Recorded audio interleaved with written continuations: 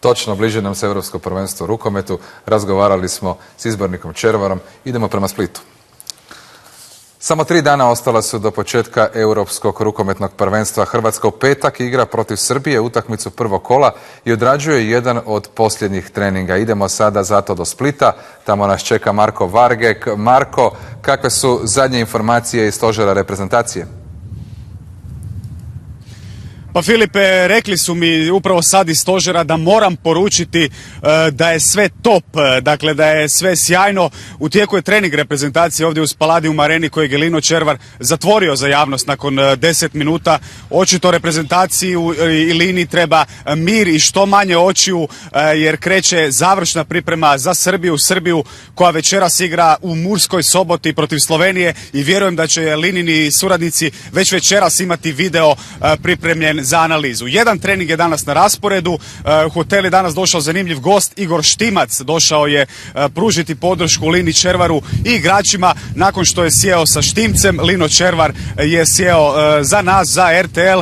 Nisu potrebne najave.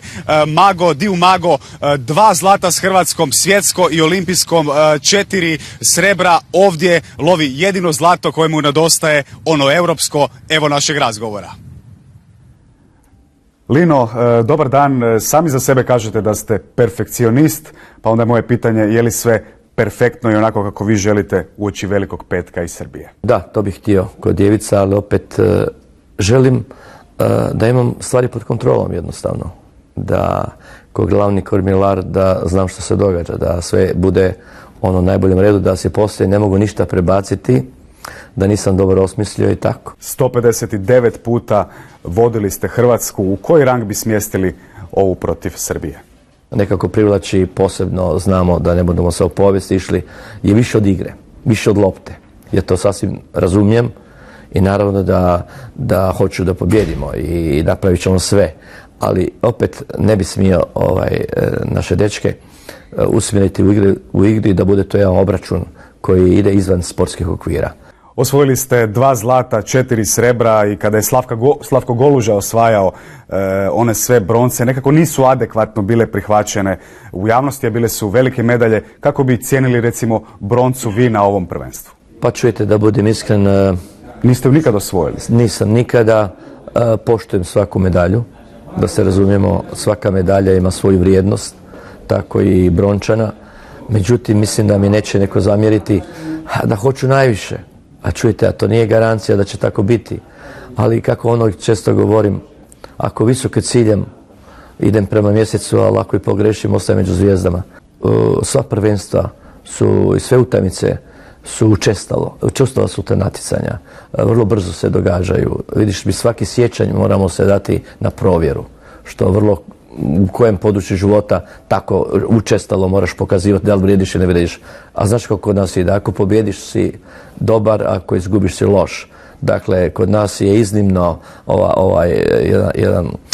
jedan slučaj da zaista pobjednici pišu povijest. Moram vas pitati, želim vam zapravo dati priliku da odgovorite na jučerašnju izjavu Pepija Manaskova, bivšeg makedonskog igrača, koji je rekao da ste stari vuk, ali da je vaše vrijeme prošlo. Ja mislim da ne bi se trebalo to obazirati, čak čudim se zašto su naši to prenijeli. To mi je vrlo interesantno zbog čega. Da mene provociraju, da me možda motiviraju, ja to ne znam. Ja mislim da ipak ovako smiješno izgleda. Ako sam jedan od najtrofejnijih trenera uopće u rukometu na ovom području, od toga onda kakvi su drugi. Da je šteta da čovjek koji ima recimo jednu dobru karijeru ili igrač neki, da poslije po tom pitanju više ne radi, a da se uzme za pravo da ocjenjuje otkud to ljudi si uopće mogu. Mislim da je to loše za sport. To nije zbog mene. Mene ne može naškoditi niko. Znam što sam napravio. Pogotovo jer ste napravili veliku stvar u Makedoniji. Da, pa mislim... Ne samo u Hrvatskoj. Pa dobro, ali mislim da oni ne bili imali reprezentaciju, ja nisam s tom djecom radio. Tako da je to... Neki su mi se javili pa se smijali, kaže, to stvarno. Za kraj, pjesma Morska vila od Marijana Bana 2009. je na neki način obilježila ovaj splitski dio natjecanja. Imate li vi neku želju ove godine, nekakvu pjesmu, vaš favorit koji bi mogao obilježiti ovaj dio natjecanja u Splitu? Ta Morska vila je bila, to je bio jedan odabir igrača. To je malo djelovalo, malo i romantično. Vidio sam poslije utakmice kad se puštala Morska vila da su se ljudi grlili, najbliži, znači muž i žena se ljube ili djeca i tako. A ja bih volio da bude ovo jedna pjesma, neka bude naša igra kao pjesma. Lino, puno hvala na razgovoru i želim vam puno sreće na ovom europskom prvenstvu. Hvala i vama.